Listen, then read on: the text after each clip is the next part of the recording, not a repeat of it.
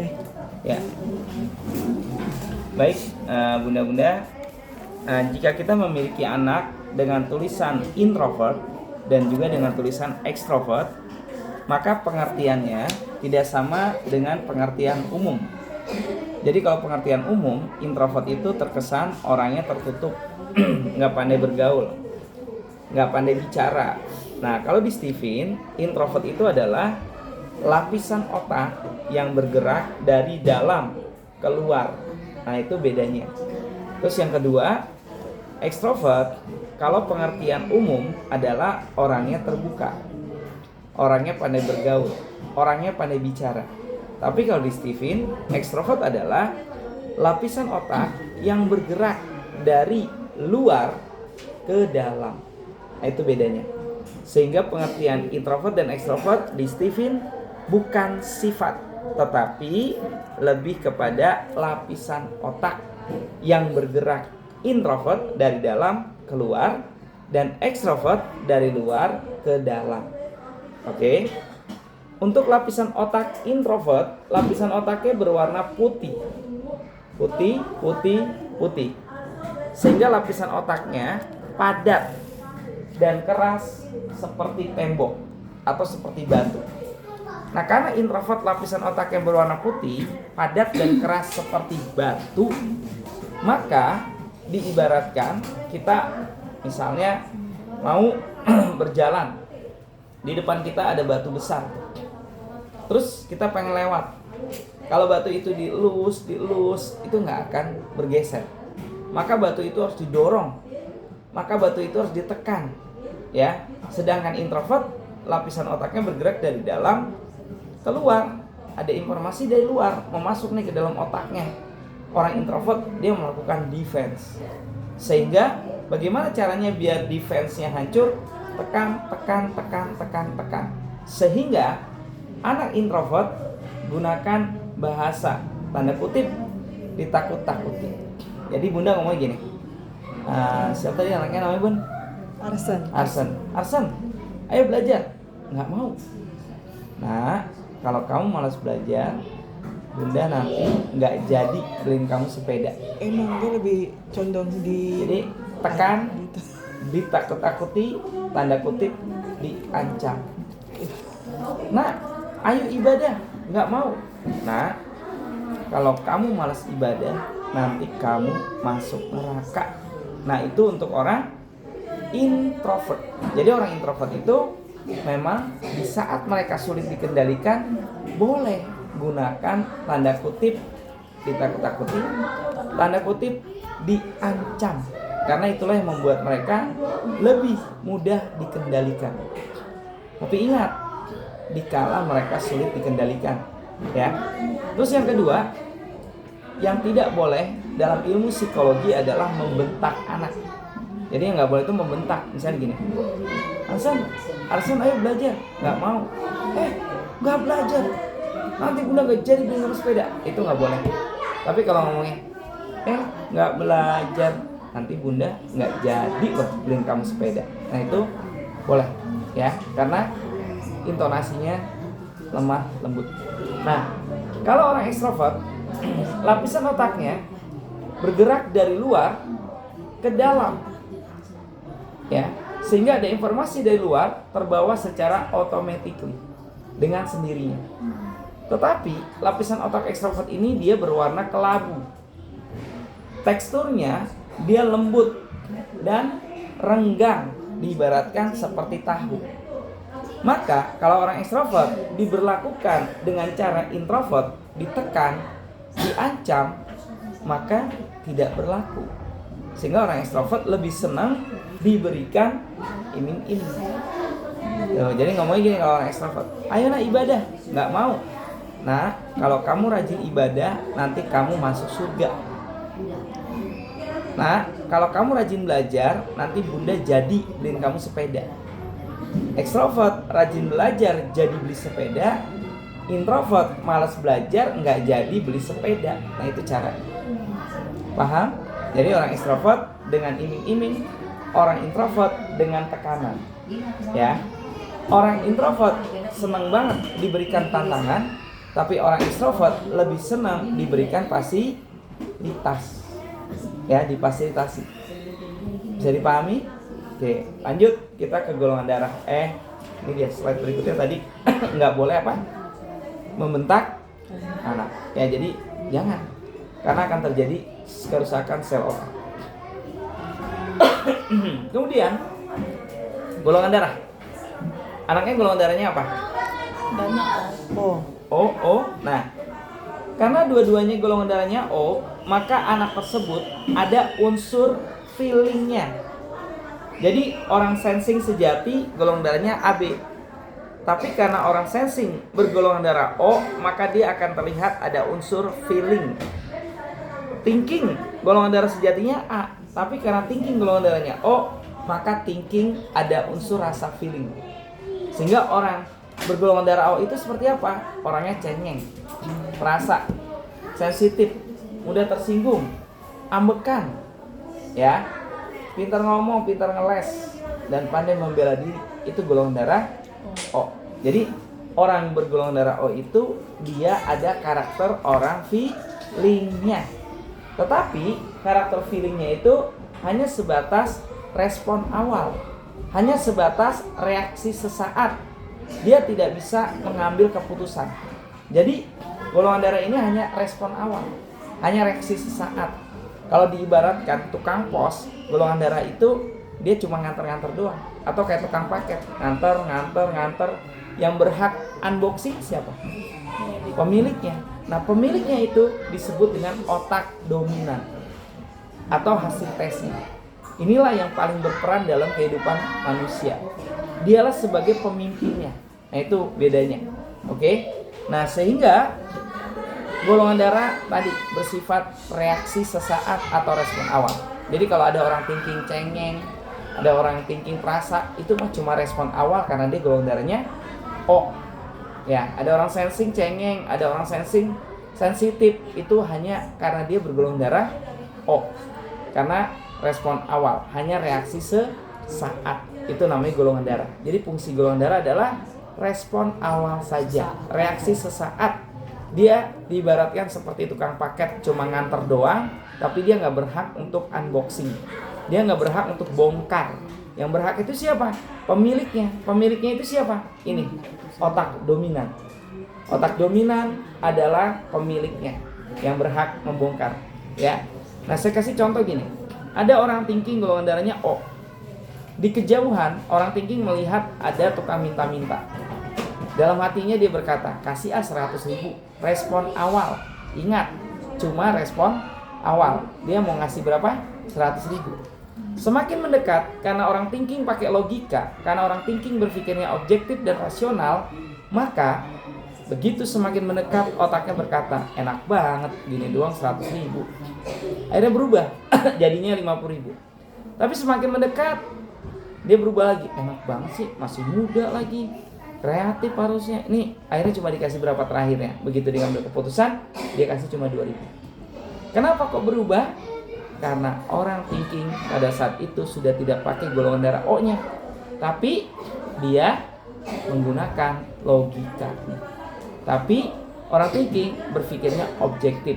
Maka pada saat itu orang thinking menggunakan otak dominan, menggunakan hasil tesnya. Tesnya apa? Thinking. Ya, dia pakai thinkingnya. Hasil tesnya apa? Sensing. Dia pakai sensingnya. Seperti itu. Jadi golongan darah tidak berfungsi di saat mengambil keputusan, ya. Tapi kalau misalnya dia thinking golongan darahnya A, ya udah thinking sejati. Kalau dia sensing golongan darahnya AB, sensing sejati. Oh, maaf tadi dana golongan darahnya B, saya lupa. Oh, kalau B, maka dia ada unsur intuitingnya. Jadi anak itu akan terlihat hiperaktif, usil, bosenan, punya mainan gak ada yang awet, dibongkar, temboknya penuh dengan coret-coret. Nah, itu golongan darah B. Oke?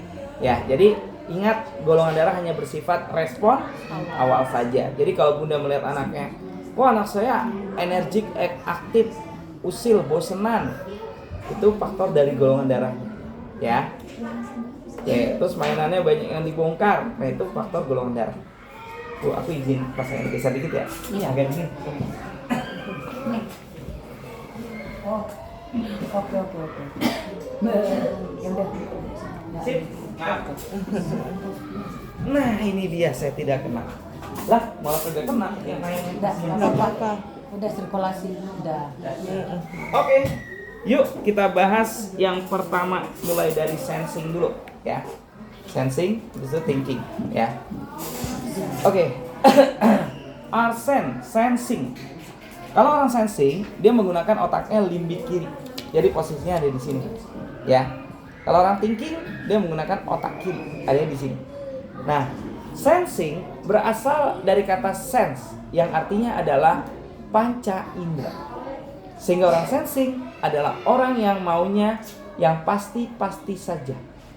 Yang nyata-nyata saja. Yang real, konkret dan praktis. Sehingga orang sensing ya, begitu dia berulang tahun, ingat ucapan-ucapan dan kata-kata tidak terlalu penting. Tapi yang lebih penting dari semua itu adalah kadonya mana, hadiahnya mana. Karena apa?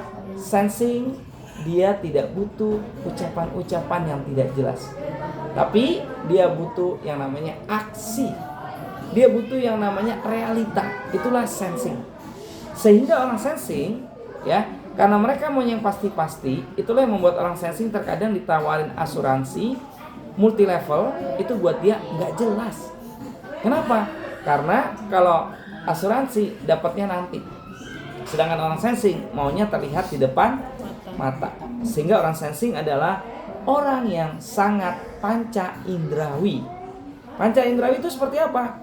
Kalau perlu bisa dilihat, bisa dipegang, bisa disentuh, bisa dirasakan, bisa didengarkan, bisa dipahami. Nah, itulah orang sensing dengan panca indera. Sehingga orang sensing karena dia menggunakan panca indera, maunya yang pasti-pasti, itu membuat orang sensing lemah dalam hal berimajinasi. Jadi orang sensing jangan diimajinasikan. Arsen, tahu gajah nggak? Enggak. Gajah tuh kepalanya besar, perutnya besar, kakinya besar. Dibawa ke Ragunan, dia teriak, "Bunda, itu gajah ya?" Yang ditunjuk badak. Kenapa salah? Karena tidak ada contohnya. Sedangkan orang sensing di sini tulisannya fokusnya adalah pada penampakan. Dibalik pun. Nih, jadi orang sensing itu fokusnya adalah penampakan. Sehingga orang sensing kalau dia tidak difokuskan pada penampakan, itu yang membuat orang sensing nggak ngerti. Maka harus selalu ada contohnya. Kemudian yang kedua, orang sensing adalah orang yang dianugerahi oleh Tuhan. Dia memiliki memori yang kuat. Jadi orang sensing itu ingatannya paling bagus, hafalannya paling cepat. Dan itu yang membuat orang sensing, mereka harus melakukan sesuatu hal dengan cara diulang-ulang. Sehingga karena kalau diulang-ulang, dia ingatannya semakin bagus. Tapi kalau dia nggak sering mengulang-ulang, dia gampang lupa. Nah, sehingga anak sensing kalau belajar gimana? Baca diulang-ulang, nulis diulang-ulang, latihan soal diulang-ulang. Intinya orang sensing itu dikenal tidak ada istilah bosenan. Orang sensing itu orangnya rajin. Orang sensing itu orangnya rutinitas. Tiap hari nonton film Upin Ipin diulang-ulang, nggak ada bosan-bosannya. Makan itu aja nggak bosan-bosannya. Jadi orang sensing itu ya, sampai orang pemainnya aja bilang, "Aku bosan ngeliat kamu, kok kamu nggak bosan ngeliat aku?" Karena apa? Sensing orangnya rutinitas, diulang-ulang. Maka orang sensing ya, di sini kunci suksesnya adalah meningkatkan frekuensi jam terbang. Jadi semakin diulang-ulang, dia semakin hafal. Semakin diulang-ulang, dia semakin ingat kuat, ingatannya semakin kuat. Tapi kalau nggak diulang-ulang, gampang lupa. Jadi sering ngerjain latihan soal, belajar sering diulang-ulang. Nah, orang sensing, bukti ingatannya kuat adalah orang sensing mampu mengingat peristiwa-peristiwa lampau dengan sangat baik. Sehingga jangan pernah menjanjikan anak sensing, karena dia akan mengingat dan mengingatkan. Kata lainnya, nagih. Jadi jangan pernah ya janjiin anak sensing. Karena apa? Pasti dia akan mengingat dan mengingatkan. Ending akhirnya nagih. Itu orang sensing. Terus bagaimana orang sensing agar ingatannya terus kuat, agar ingatan dia terus tersimpan dengan baik? Sensing dia harus menggerakkan fisiknya. Maka anak sensing adalah anak yang dikenal baterainya alkalin, energik.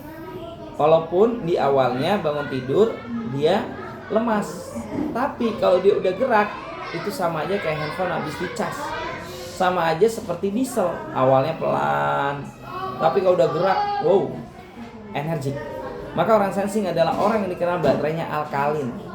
Di ototnya dibuka tulisannya energizer, nggak ada lelahnya, nggak ada capeknya. Diamnya cuma satu, kalau lagi tidur. Tidur pun dia seperti gangsing, dia berputar. Apalagi kalau AC-nya nggak hidup, udah muter-muter. Nah itu orang sensing. Ternyata apa yang membuat orang sensing itu nggak bisa diam?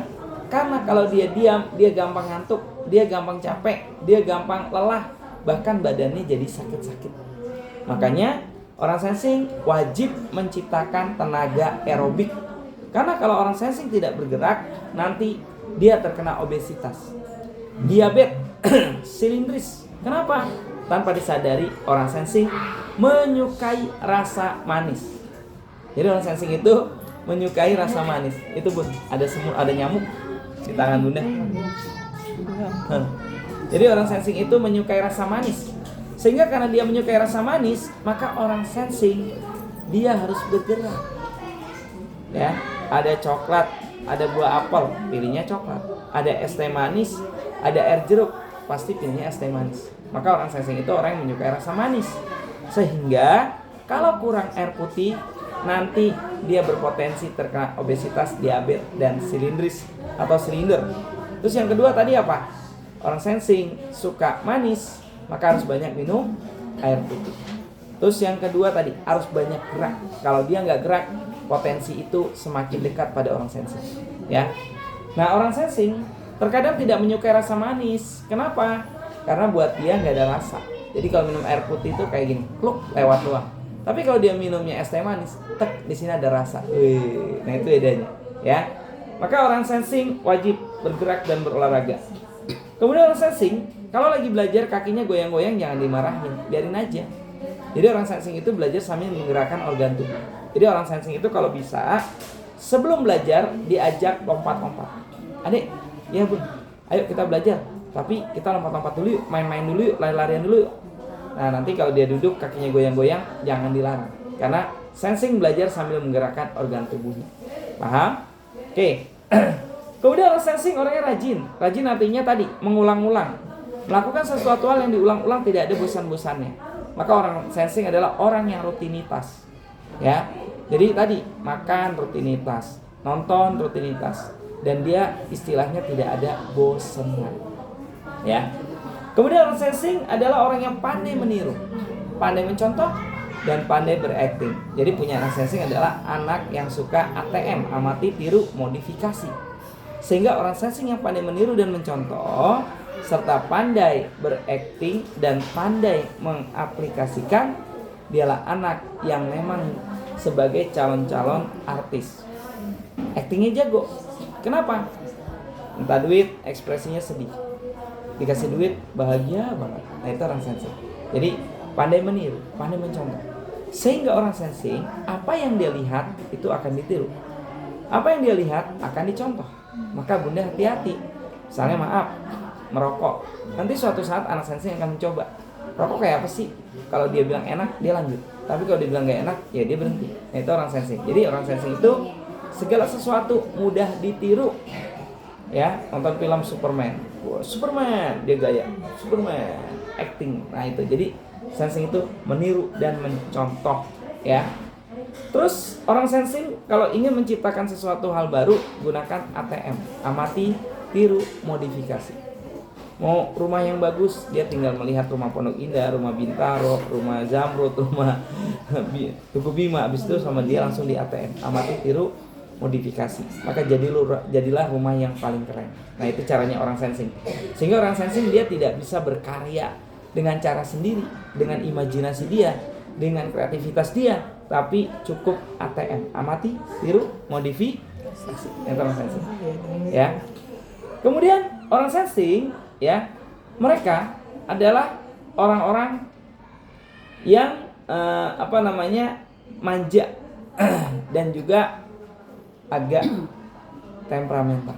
Itu orang sensing, ya, manja dan agak temperamental. Sehingga orang sensing juga tidak menyukai hal-hal yang bersifat kayak misalnya kita kagetin, itu buat dia kurang nyaman, ya, karena buat dia nggak pasti, nggak real, nggak nyata.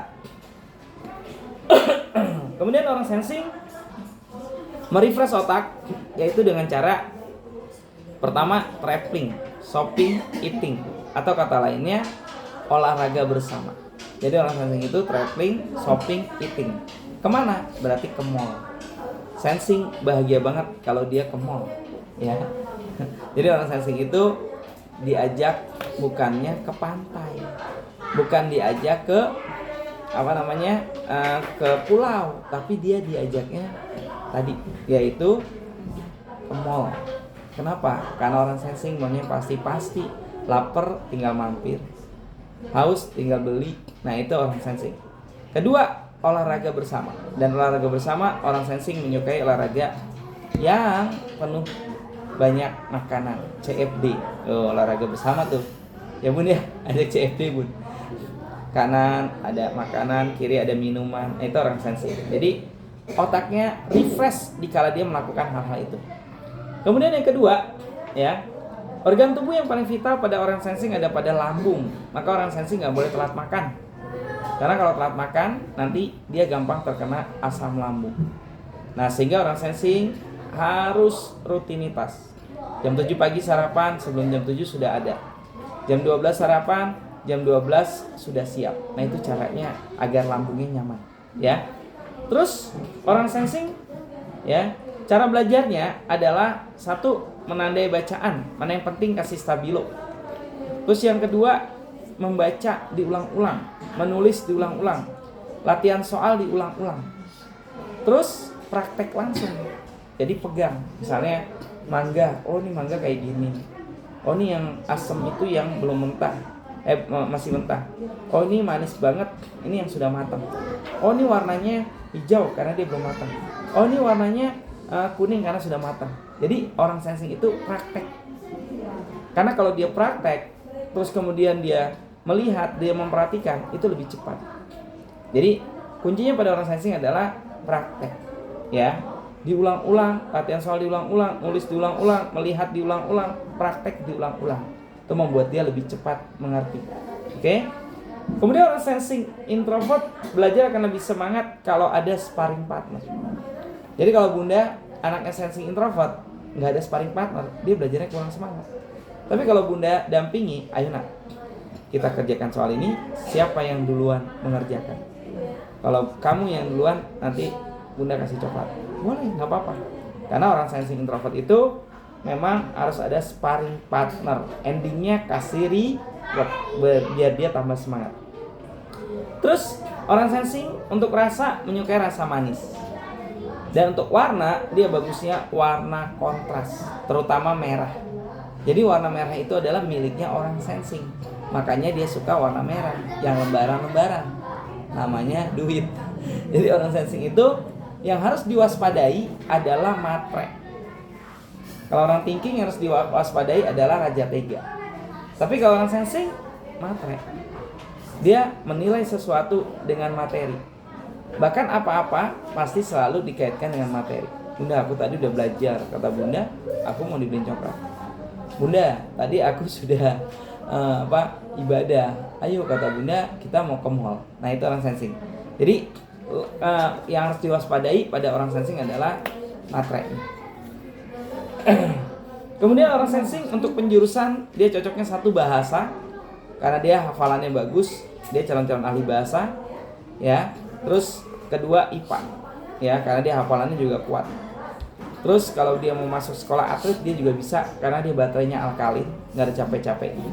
Jadi orang sensing itu, ya, calon-calon atlet nasional, calon-calon artis, calon-calon dokter, calon-calon pilot. Nah, intinya orang sensing adalah orang yang bekerja di depan layar. Jadi dia action. Jadi dia pengen dilihat orang. Makanya orang sensing itu kalau dia jam terbangnya rendah, ya, dia terlihat pemalu. Tapi kalau jam terbangnya tinggi, dia lebay banget. Itu orang sensing. Atau kata lainnya show off. Itu orang sensing. ya. Oke, ya itu kurang lebih untuk sensing. Selanjutnya kita ke thinking, ya. Minum. Ayo Bun, makasih Bun. Ya silakan. Thinking berasal dari kata think yang artinya adalah berpikir. Sehingga kalau punya anak thinking, dialah anak yang apa saja dipikirin. Jadi orang thinking itu mau makan mikir, lagi makan mikir, selesai makan mikir. Bahkan tanpa disadari, mau tidur aja mikir, lagi tidur mikir, bangun tidur mikir. Jadi orang thinking itu masuk kamar jam 7, pules-pulesnya setengah 8. Kenapa? Karena di kepalanya banyak yang dipikirkan. Kecuali dia lelah banget, langsung tidur. Tapi kalau nggak lelah banget, apalagi besok ada final, dia ikut basket final, udah tuh kepikiran aja, akhirnya tidurnya gelisah. Tuh. Nah sehingga orang thinking tanpa disadari punya duit mikir, nggak punya duit mikir, ngeluarin duit mikir. Kenapa sih orang thinking serba mikir? Ternyata orang thinking adalah orang yang dianugerahkan oleh Tuhan, diberikan yang namanya volume otak 2 kali lipat. Jadi orang sensing memorinya bagus, kalau orang thinking volume otaknya 2 kali lipat. Sehingga orang thinking adalah orang yang mampu menyimpan ya daya otak 2 kali lipat pada umumnya. Jadi kalau misalnya orang lain nih belajar setengah jam udah bete, orang thinking setengah jam masih nyaman. Karena apa? Karena volume otaknya 2 kali lipat.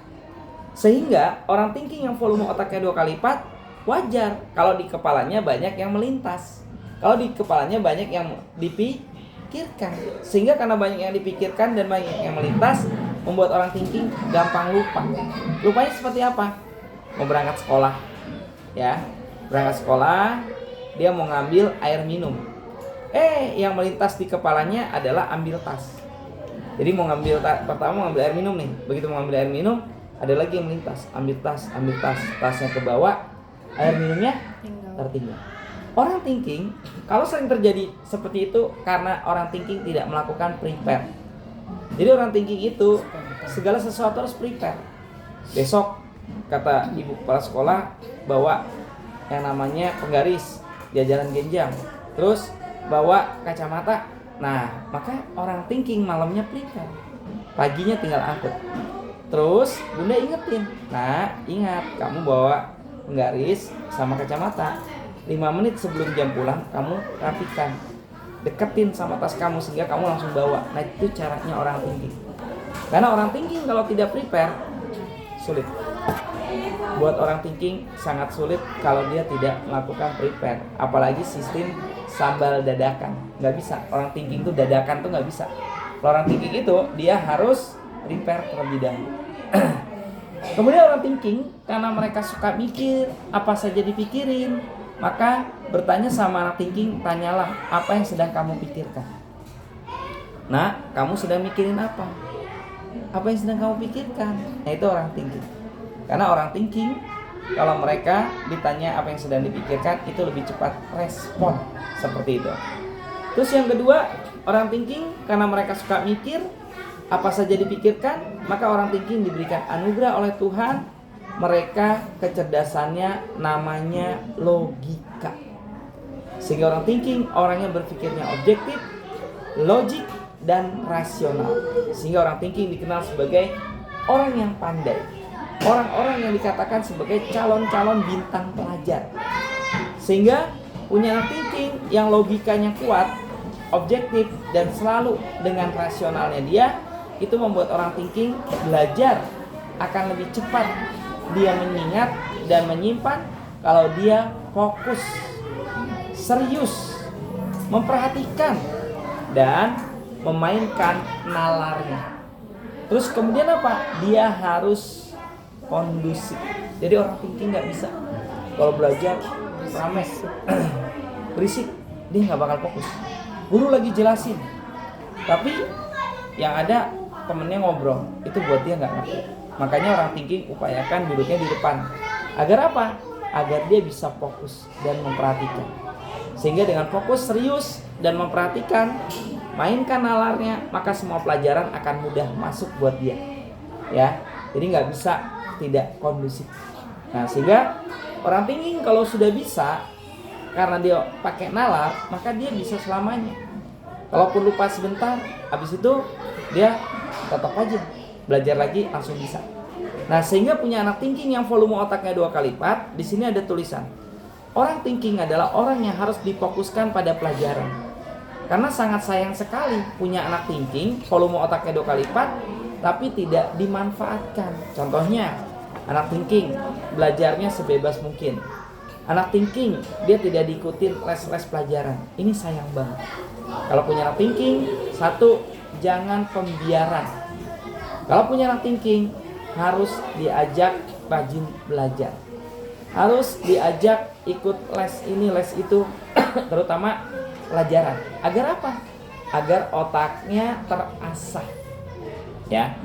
Nah, karena apa? Karena orang thinking ini lagi-lagi tadi volume otaknya 2 kali lipat, sehingga dia sangat ya berpeluang menjadi calon-calon bintang pelajar.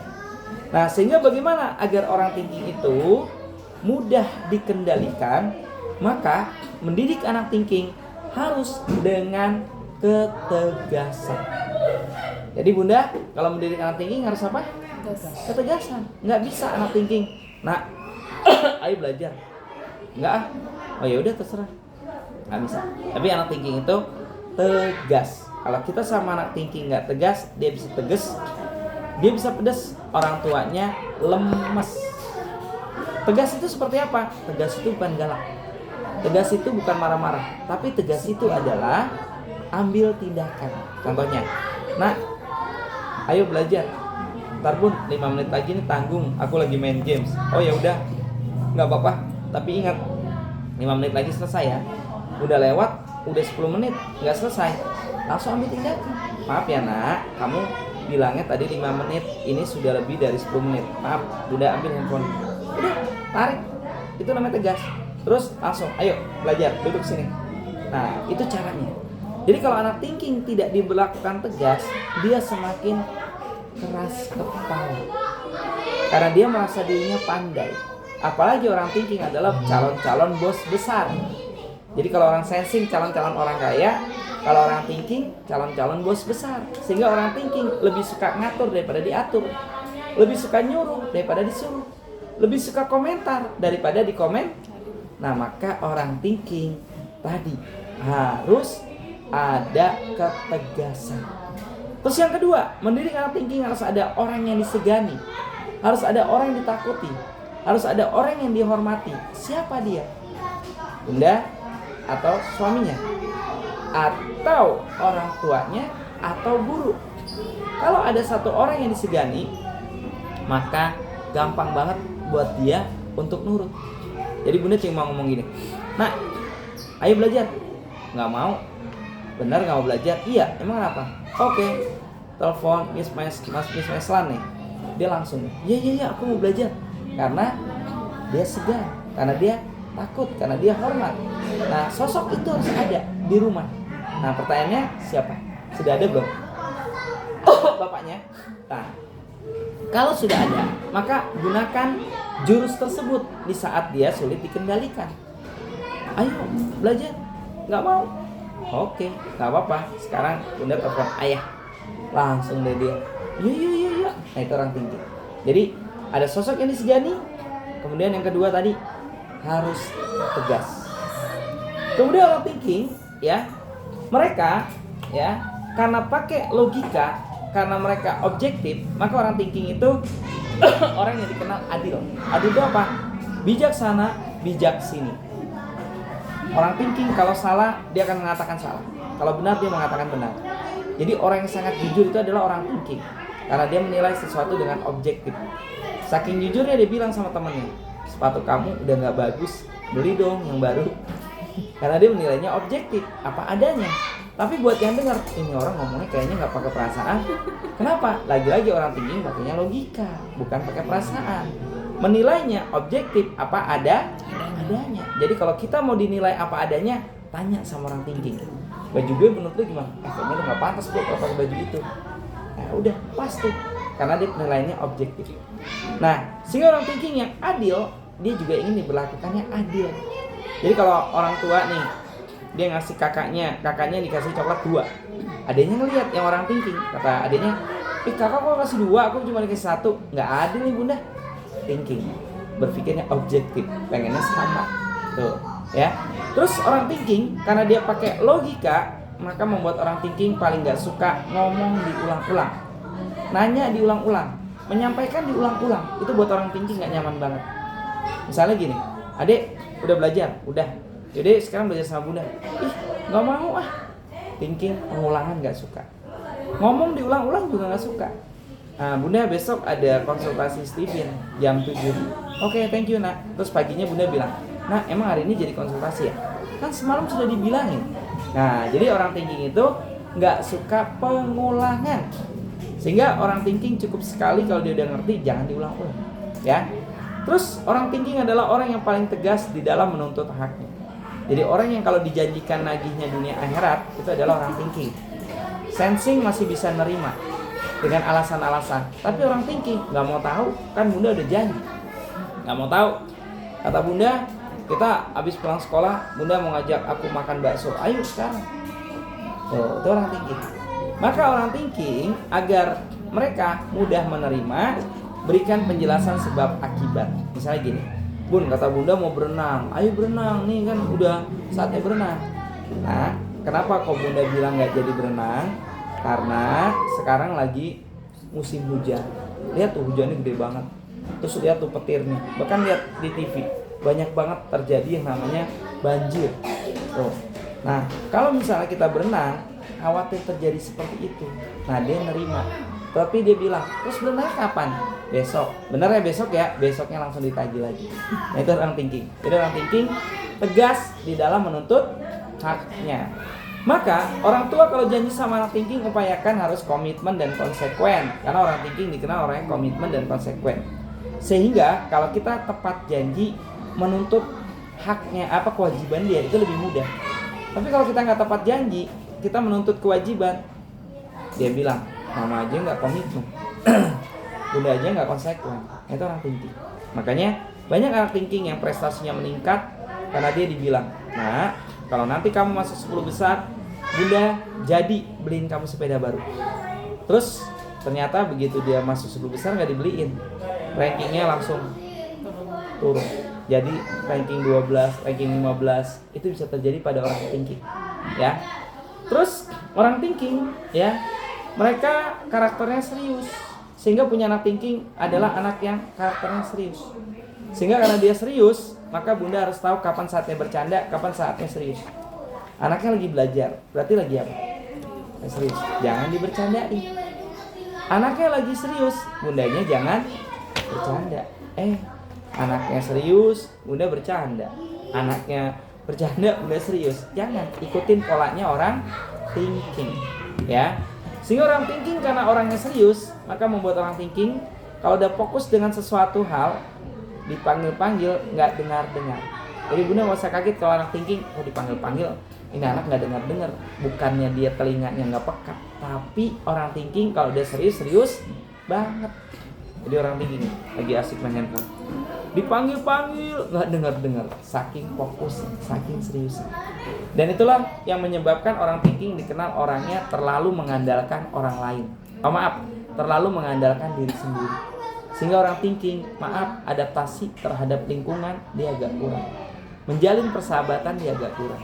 Jadi orang thinking adalah orang yang dikenal kurang pandai bergaul. Maka bagaimana orang thinking agar dia punya banyak sahabat? Caranya gampang. Fokus pada pelajaran. Kalau dia nanti ranking 1, temennya akan datang dengan sendirinya. Dia masuk 3 besar, temennya datang dengan sendirinya. Jadi dia nggak perlu nyari teman datang dengan sendirinya. Itu caranya orang thinking, ya. Nah, orang thinking kasusnya yang sering terjadi adalah pembulian, ya. Kasus yang dia benci itu pembulian. Misalnya dia ngomong diulang-ulang, misalnya bilang gini, tadi anaknya namanya siapa? Dana. Misalnya diomongin dana kurus, dana cacingan. Nah, itu buat orang thinking nggak suka, ya. Nah, kalau terjadi hal seperti itu, orang thinking meningkatkan kapasitas diri. Apa itu kapasitas diri? Di saat dia dikata-katain, tunjukkan dengan prestasi. Kalau udah ditunjukkan dengan prestasi, siapa yang berani ngata-ngatain? Nah, itu orang thinking, ya. Terus orang thinking merefresh otak dengan cara apa? Satu, dengan cara wisata alam. Jadi orang thinking wisata alam pun dibawanya ke pantai, berenang, melihat pemandangan, dibawa ke puncak. Diajak ke kota, lihat gedung-gedung bertingkat, lihat gedung-gedung tua, lihat gedung-gedung pencakar langit. Itu membuat dia sangat bahagia. Terus bersentuhan dengan benda-benda tanpa logika. Misalnya di rumah punya peliharaan anjing, bermain dengan anjing itu membuat dia bahagia. Di rumah punya koleksi mobil-mobilan Hot Wheels, terus dia mainin mobilan Hot Wheels-nya itu membuat dia bahagia. Jadi orang thinking itu merefresh otak dengan cara wisata alam dan dengan cara bersentuhan dengan benda-benda tanpa logika, ya. Terus orang thinking organ tubuhnya yang paling vital ada pada apa? Ada pada ginjal. Jadi orang thinking itu harus banyak minum air putih. Kenapa? Karena orang thinking dia diberikan kepalanya besar, otaknya besar, maka dia harus ada penyangganya besar. Maka orang thinking nanti akan terlihat semakin dewasa, tulangnya semakin besar. Sehingga orang thinking kepalanya besar, tulangnya besar. Orang yang kepalanya besar dan tulangnya besar, kalau udah males banget. Maka orang thinking biar dia nggak malas-malas cari gimana? Banyakin minum air putih. Tuh, biar dia terhindar dari tadi ginjal. Biar dia geraknya tambah semangat. Nah, itu orang thinking, ya. Terus orang thinking, ya, mereka untuk rasa pahit bukanlah halangan. Jadi orang thinking itu minum obat pahit bukan halangan. Kalau orang sensing lebay, nggak mau pahit. Tapi kalau buat orang thinking biasa-biasa saja, nyaman-nyaman saja. Itu orang thinking, ya. Terus untuk warna, kalau sensing tadi warna merah, warna kontras. Kalau orang thinking warna gelap, terutama hitam. Jadi orang thinking pakai hitam siapa takut, gitu. Thinking, terutama warna gelap, merahnya merah marun, biru dongker. Itu semakin dia terlihat disegani, semakin dia terlihat ditakuti, ya. Terus tabiat uangnya, kalau sensing introvert adalah hemat. Hemat banget, saking hematnya, bang, berapa harga mangganya? Sekilo 11.000, boleh nggak bang 9.000? Ya dari 10.000 nggak apa-apa, beda 1.000 jadi beli tuh. Itu orang sensing introvert. Dan itu suatu kebanggaan, suatu kebahagiaan karena bisa nawar sehingga menguntungkan. Terus kalau orang thinking introvert, tabiat uangnya apa? Berhitung. Punya duit mikir, nggak punya duit mikir, ngeluarin duit mikir. Aduh, gimana nih, pengen beli ini, pengen beli itu, tapi duitnya ngepas lagi nih, mikir. Nah, itu orang thinking, ya. Kemudian untuk apalagi untuk warna udah, penjurusan. Kalau orang thinking adalah IPA. Jadi masuknya IPA. Nah, jadi ingat tuh Bun, anak Bunda dianugerahi sama Tuhan volume otaknya 2 kali lipat, dia adalah calon bintang pelajar. Ya, maka fokuskan pada pelajaran. Tadi Bunda harus tegas. Ya, kalau nggak mau belajar, ayo sini nak, duduk belajar bareng sama Bunda. Tuh. Terus orang thinking belajar akan lebih semangat kalau mereka ada kompetitor. Jadi orang thinking kalau temannya males, jadi males. Teman-temannya belajarnya biasa aja, jadi biasa saja. Bahkan orang thinking terkesan meremehkan dan terkadang sedikit sotoy. Nah, itu orang thinking, ya. Oke. Yap, silakan, ada yang mau ditanya dari hasil tes ini? Kalau mau nanya, boleh. Silakan dengan senang hati. Tanya Arsan kan warna merah, tapi dia cenderungnya malah biru. Nah, nggak apa-apa. Tapi next selalu ya. ke depan pasti dia akan menyukai warna-warna kontras. Biru kalau kontras nyaman. Terus dia lebih senang ke pantai. Memang dia suka ke mall, tapi dia senang ke pantai. Kalau pergi ke wisata gitu alam, dia pasti pilihnya pantai. Nah, kalau seperti itu biasanya lebih cenderung kepada fisiknya. Kan tadi ada 2 tuh. Cara merefresh otak orang sensing. Satu dengan cara traveling, shopping, eating, berarti dibawa ke mall. Cara kedua adalah dengan cara menggerakkan fisik, yaitu olahraga. Iya. Jadi di saat dia di pantai, dia menggerakkan fisiknya. Iya. Seperti itu. Tapi di pantai pun kalau cuma ke pantai doang, nggak bawa nasi, nggak bawa makanan, minuman, coba aja, pasti nggak bakal mau. Iya, kalau cuma duduk nggak Nah, mau. tapi Dia suruh begitu. bawa sedok-sedokannya, main pasir gitu. Terus juga bawa itu, ya tadi apa namanya, minuman, makanan dan sebagainya sebagai fasilitas dia. Oke, ya lanjut, ada pertanyaan? Tapi kalau Dana tuh kan kalau Tinggi kan anaknya sungguh pandai ya. Ya. Cuman dia tuh kalau misalnya kayak belajar itu agak susah mengingat gitu. Oke. Ya, jadi gini, prinsip orang thinking, kalau dia belum menalar, maka dia sulit untuk memahami. Maka bagaimana orang thinking biar bisa menalar dan bisa memahami? Gunakan bahasa-bahasa logika. Jadi Bunda kalau ngejelasin anak thinking itu harus pakai logika. Jangan menjelaskan anak thinking diimajinasikan. Dengan anak thinking misalnya lebih cenderung mendengarkan. Orang thinking itu kalau belajar, satu dia harus fokus, kedua dia harus serius, ketiga dia harus memperhatikan, terus yang keempat mainkan nalarnya dan logikanya. Tuh, sehingga orang thinking kalau dia udah fokus, serius, memperhatikan, mainkan nalarnya, maka thinking itu langsung menyimak. Tapi orang thinking kalau dia belum menalar, kalau dia belum logik, belum masuk akal, belum logik, dialah orang yang dikenal paling kritis. Jadi orang yang nanya melulu itu orang thinking. Kenapa? Karena dia belum memahami, karena dia belum menalar, seperti itu. Jadi kalau orang thinking sebenarnya tipikal orang yang paling mudah menerima pelajaran. Yang penting dia fokus, serius dan memperhatikan. Thinking tidak bisa multitasking. Misalnya gini, thinking lagi ngetik, kalau tiba-tiba temennya ngajak ngobrol, terus dia bilang, oh iya, habis itu apa? Dia ketik obrolan yang ini ke sini. Itu orang thinking. Maka dia nggak bisa multitasking. Makanya orang thinking harus fokus satu. Kayak gitu caranya Bunda. Ya, jadi di saat dia mau belajar, nah kamu mau belajar nih, iya. Ada yang lagi kamu pikirin nggak? Kalau emang ada, udah omongin aja dulu. Nggak ada Bun. Oh ya udah, ayo belajar. Karena kalau masih ada yang dipikirin, ya udah belajar sambil ada yang dipikirin. Ini caranya kayak gitu. Untuk materi Steven ini bisa Bunda dapatkan, Bunda tinggal WA aja. Jadi apa yang tadi Pak Mona sampaikan adanya di materi ini, ya. Ini ada semuanya di sini. Oke, Bunda WA aja, nomor saya ada di belakang sini. Sekarang